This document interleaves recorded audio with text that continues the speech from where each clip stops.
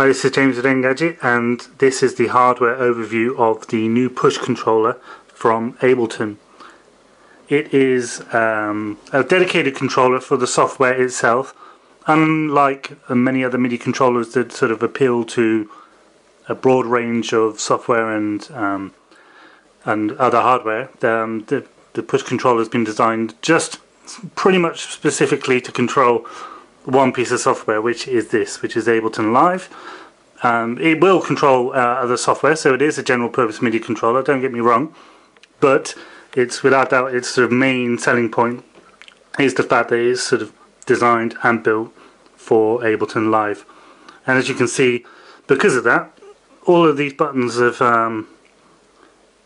actually got labels on them. Also, there is this little LED display here, which gives you lots of feedback and information that comes from the software itself. So if you rename a clip, it'll come up here as the name. You've got these rotary controls, which they're smooth, they're endless, so they go on forever. There's no clicking, but the tips here are touch sensitive, so they will bring up parameters when they're there you go. So just tap it and you've got to swing them out. So there's one that isn't smooth, which is this one, which is tempo control, and that'll sort of ratchet up through the values. These thinner buttons here tend to relate to scene selection, stuff like this, which will also normally be indicated what they're controlling here on the screen, so the buttons below tend to relate to that. Down this side, more of the same. This is where you choose what you're looking at, whether it's clip, volume, whether you want to focus on the track or a device, etc. Some more sections here for sort of note control and silencing, scales, that sort of thing.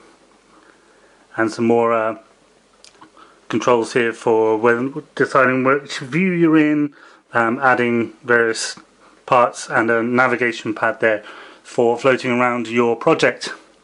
These keys here have a dual purpose as well, which is for choosing note divisions when you're putting in repeated notes, but also for triggering whole scenes and clips.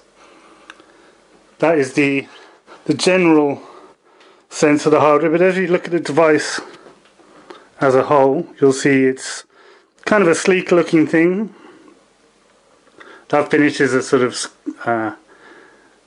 soft touch, shall we say, like a plastic finish. There's a touch slider here, which can be used for pitch control and various assignable functions as well. So for scrolling sometimes through your drum parameters, etc. And the device itself is barely an inch tall, but it is quite a heavy thing, so it feels rock solid. It probably is portable, but the weight of it does certainly add some heft to it. Let's bring this round. You'll see USB cable, pretty standard. There's a dedicated power button. There is power input as well, so you can plug this into the mains and then all the lights will come up much brighter and stuff like that, but it's not essential. I'm just running it off USB power here. The Ableton branding there, Ableton Push, just in case you weren't sure. Pretty much the only other connections is these two here, which is your 1/4 inch stair pedal inputs for foot pedals.